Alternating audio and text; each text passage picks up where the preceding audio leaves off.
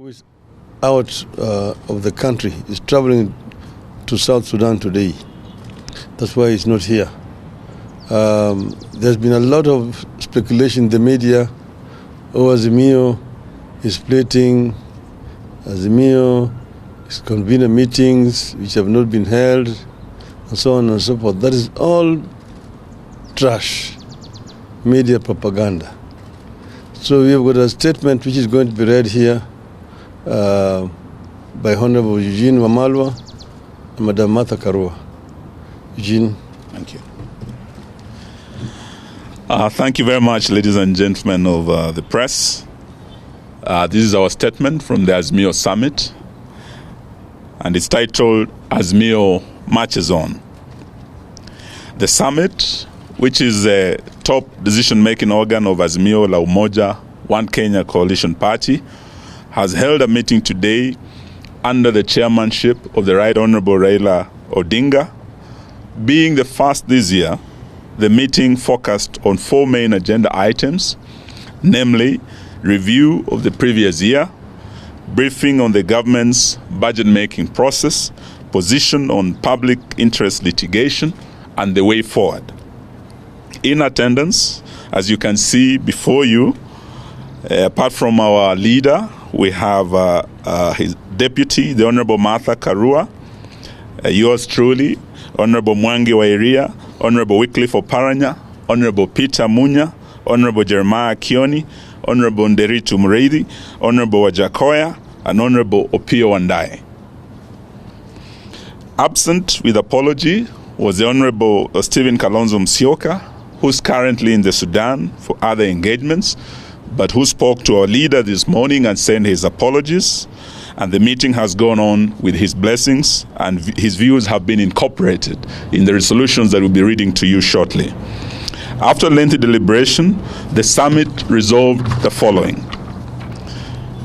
Azimio remains satisfied with its activities that were able to focus on the excesses of the Kenya Kwanza regime that has made life miserable for the greater majority of Kenyans. Because of Azimio's focus and steadfastness, the cost of living as a government-induced pain is understood to be a direct result of Ruto's policies and not only global environment or previous regime. So this is purely Ruto's failed policies, and it should not be blamed on any global environment or Uhuru Kenyatta's regime almost 2 years later. The coalition is satisfied with the work of standing up for Kenyans and commits to continue holding the regime to account and to put blame where it belongs on areas like the ever-rising taxes, the deteriorating relationship with our neighbors, the rampant corruption in government, the tribalism in public service, the deterioration of the Kenya shilling, and general deterioration of our economy. The Kenya Kwanza regime, and not the people of Kenya, are to blame for these misfortunes that have ended up hurting innocent Kenyans. Azimio deeply regrets the loss of lives during the peaceful protests, continues to hold the government responsible for these needless deaths, and promises that the deaths shall never be in vain. The coalition has weathered several vigorous attempts by the Ruto administration to create disunity and splits in its ranks. Unity is an achievement the coalition will guard jealously to be able to continue fighting for Kenyans as one united front. Because the coalition has been able to stand up and stand together, Kenyans have regained their voice, their courage, and are standing up to the bullies in this regime. Kenyans are standing up in very remote parts of the country to tell off the government on its lies and its insensitivity to the people. We encourage Kenyans to continue manifesting courage and call out this regime. We will stand with all Kenyans expressing such courage and determination to take back our country. The coalition is happy and proud of the performance of its members of parliament and on all critical national issues. When it has mattered, even where the members have been outnumbered, they have expressed themselves clearly and candidly on such issues as the Finance Act 2023, and Kenyans will remember that there were 88 loyal members of Azimio who stood with them, and there are 176 who voted yes, and that is why they are suffering today. Kenyans will remember their voices also of Azimio legislators on the housing levy, on the deployment of the police to Haiti, and the general state of the economy. Over time, we have been vindicated. May I now invite my senior, the Honorable Martha Karua, to read the rest of the statement. Thank you very much.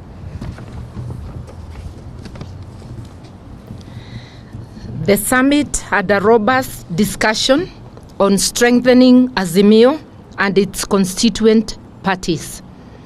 The coalition partners have been able to agree on fundamental strategies and tactical positions.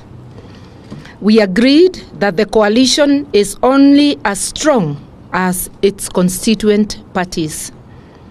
The summit, therefore, reaffirmed its commitment to the renewal and strengthening of all the constituent parties through various activities, including members' recruitment drives, delegates' conferences, PGs, and NEC meetings.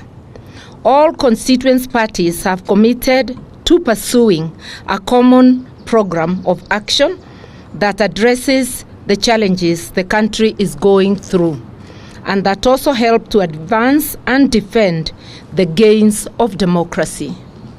Azimio remains one and is here to stay, committed to shared values that include accountability, integrity, public participation, good governance, respect for the Constitution and rule of law, social justice, and non-discrimination. On public litigation, the summit agrees that the cases coming up under public interest litigation address fundamental concerns in which Kenyans feel overlooked, mistreated, and ignored by a regime steeped in impunity and unilateral actions. Some of the cases include the Jubilee Party case and the ruling by the Speaker of the National Assembly forming multiple parliamentary groups within this particular political party, that is Jubilee. This is a real threat to the foundations of our attempts to create a strong multi-party democracy. It threatens to return Kenya to a single-party era. The housing levy is a threat to livelihoods and incomes in the same way the plan to unilaterally sell public assets without the participation of the owners who are the people of Kenya. We will stand in solidarity with the petitioners in the public interest litigation cases on these issues. Azimio stands for the rule of law and supports the need for an independent and professional judiciary.